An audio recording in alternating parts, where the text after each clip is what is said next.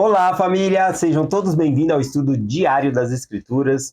Hoje nós vamos estudar Doutrina e Convênio 105, do versículo 20 em diante aqui, tá bom? Aqui o acampamento de Sião chegou no condado de Clay.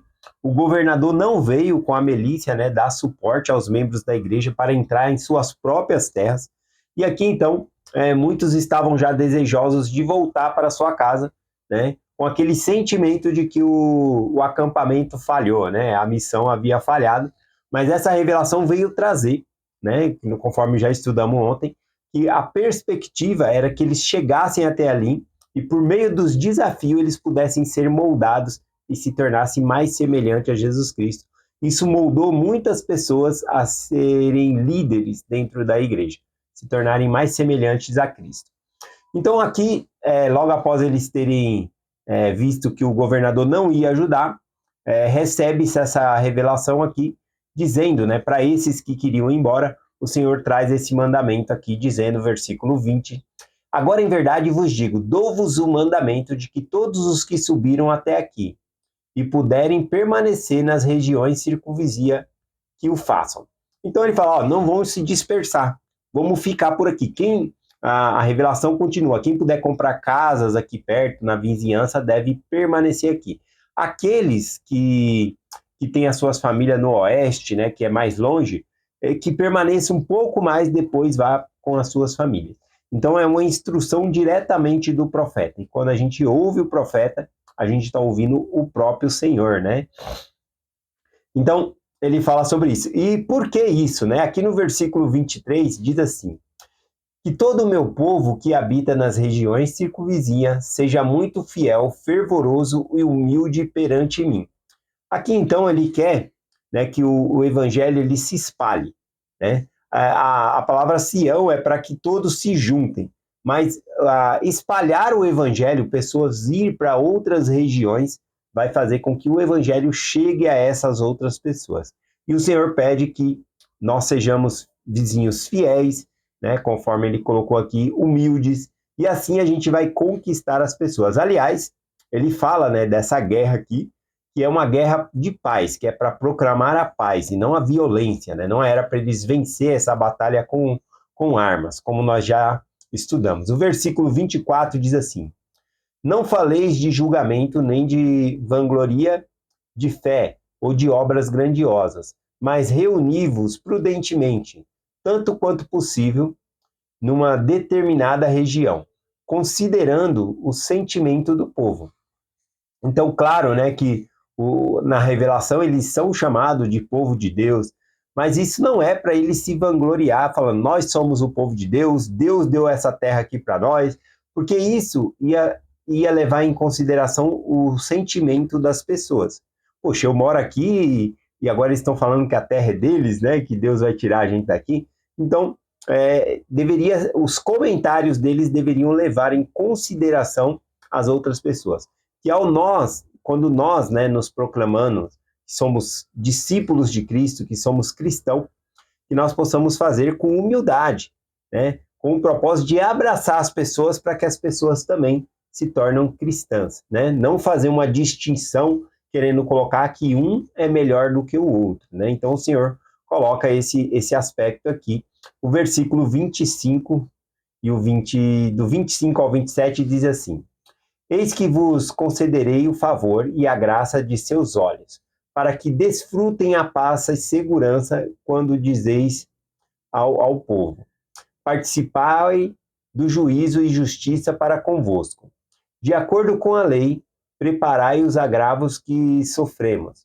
Então, aqui o Senhor fala, uma maneira de nós sermos cristãos. Resumindo aqui, é que as injustiças que eles sofreram, eles deveriam procurar reparo perante a lei, e não com a própria força ou com vingança, mas meios legais. É isso que o Senhor fala aqui, que os agravos que eles sofreram, eles deveriam procurar por meios legais as reparações aqui. O versículo 31 diz assim, mas primeiro que meu exército se torne muito numeroso, para que se santifique perante mim, para que eu torne belo como o sol, claro como a lua, e que seu estandarte seja um terrível para todas as nações. Então aqui o Senhor está falando, né, do exército dele, que iria vencer essa batalha, e logo ele vai falar aqui desse estandarte, né, que é uma bandeira. Ele falou, claro como sol, que todas as nações pudessem olhar para Sião, ser um exemplo para as outras pessoas, é disso que ele está falando aqui. Aliás, quando ele fala de exército aqui, juntando-se, né, as pessoas, não é o número de pessoas que ganha, mas sim a fidelidade. Em toda a história, né, da, da igreja, mesmo sendo em número pequeno, quando eles estão fiel ao Senhor, eles vencem, né? A gente tem inúmeros exemplos nas Escrituras, no livro de Mórmon e assim por diante. Aqui, o versículo 33 diz: Em verdade vos digo, é-me conveniente que primeiro os élderes de minha igreja recebam a investidura do alto de minha casa, que mandei que fosse construída para o meu nome na terra de Quitra.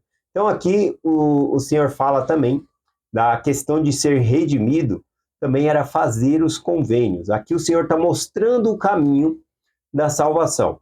Então, que os élderes deveriam ir até o templo e fazer sua investidura. Aqui ainda o templo não havia sido construído, mas iria construir o templo e eles seriam revestidos de poder do alto, fazendo convênio com o Senhor dentro do templo. Vamos lá, o versículo 35 diz assim: Houve um dia de chamado, mas chegada é a hora para o dia da escolha. Então ele está falando, ó, teve um dia que foi chamado e teve o dia da escolha, ou seja, o dia deles serem chamados ao arrependimento, de se unir ao exército do Senhor, de se prepararem para as bênçãos de Deus, já passou, né? Colocando dessa maneira. E agora é a hora de escolher, né? Ou seja, todo o sofrimento que eles passaram no acampamento, tá bom? Agora chegou a prova final para ver quem ia ser escolhido por Deus. Né? E ali, então, o Senhor vai começar a escolher uma liderança nova na igreja. Apóstolos, líderes, né? Então, todo esse sofrimento, né, moldou eles para chegarem nesse ponto. Então, aqui o ponto é esse, né? Que todos foram chamados, mas nem todos, né, puderam ser escolhidos, porque não passaram no teste, né? É como alguns ditados aqui que eu coloquei, né? Na hora da prova é que se conhece o aluno. Então agora era a hora da prova, não era mais hora de se preparar. Também tem aquela escritura, né? Muitos são chamados, mas poucos são escolhidos. Então, o ser escolhido não é uma questão de predestinação, tá bom? É uma questão de ver os convênios do Senhor, de ser fiel. E aí sim, a gente é escolhido por Deus. O versículo 37 diz assim: E caso sigam o conselho que receberam, terão poder, depois de muitos dias, para realizar todas as coisas concernentes a Sião. Então aqui o Senhor mostra o caminho, né? A obediência, né? Vai trazer a obediência aos conselhos do Senhor aqui, vai trazer esse poder para eles fazer tudo o que o Senhor queria que eles fizessem em relação a Sião. E o Senhor coloca, depois de muitos dias, né? Então não fala o dia que é, mas é certeza que Sião será redimida. Aqui parece mesmo a questão do milênio, né? Quando chegar o milênio ali, o governo de Cristo. Parece mais que está falando sobre isto aqui. O versículo 38 ao 41 diz assim, que é o final, né, da sessão aqui. Diz assim: E também vos digo, fazei um apelo de paz, não só ao povo que vos afligiu, mas também a todos os povos. Olha aqui, o Senhor está querendo que eles façam um apelo de paz pelos que afligiram eles.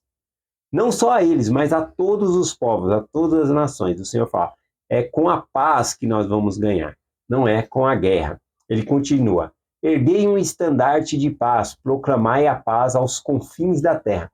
O estandarte é uma bandeira. Então aqui é um símbolo visível, né, de acordo do Pai. Não era só algo interior, eu perdoo o que eles me fizeram, mas é realmente estender a mão e oferecer, né, uma paz, né, para as pessoas ali, né, mesmo que eles tivessem afligido a ele. Portanto, sede fiéis e eu estarei convosco até o fim. Assim seja. Amém. Então aqui, eu peguei aqui algumas frases, né, que eu achei bem interessante, né, a respeito de querer paz, mesmo quando a outra pessoa vem e te ofende, mesmo quando a outra pessoa vem e te aflige, que é o caso do que eles estavam vivendo aqui, né?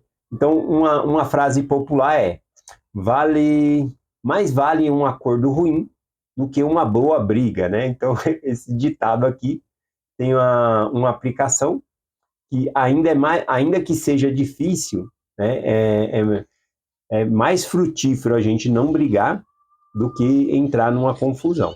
Então, mais vale um acordo ruim, você saia perdendo, do que você entrar numa boa briga, como diz aqui, tá bom? E o Senhor está falando sobre essa paz aqui. Eu vou trazer aqui a frase de Sócrates também, ele diz assim, ó: prefiro sofrer a injustiça do que cometê-la. Pensando nesse caso, né, eu sei que é um exemplo assim ruim, mas vamos colocar na condição de um filho, né? Um filho, você prefere que o seu filho seja assaltado ou prefere que ele assalte?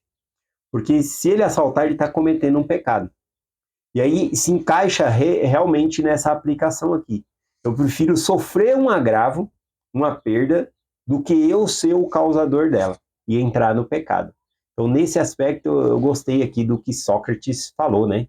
Então, vou ler de novo. Prefiro sofrer a injustiça do que cometê-la, né? Então, aqui fala tudo sobre paz para nós. Aqui eu acho que um versículo que me tocou foi o versículo 23, quando falou deles espalharem pela vizinhança, morarem entre vizinhos e serem fiéis, né? Vou ler o versículo aqui, 23, que diz: e que todo o meu povo que habite nas regiões circunvizinhas seja muito fiel e fervoroso e humilde perante mim. Para quê? Para que nós sejamos exemplo para as outras pessoas. Tá bom? E é assim que eles conquistariam Sião. E esta é a mensagem, né, que nós temos. Será que eu sou um bom vizinho? Né? Então, essa é um aprendizado para nós aqui. E essa mensagem nós compartilhamos em nome de Jesus Cristo. Amém. Até amanhã.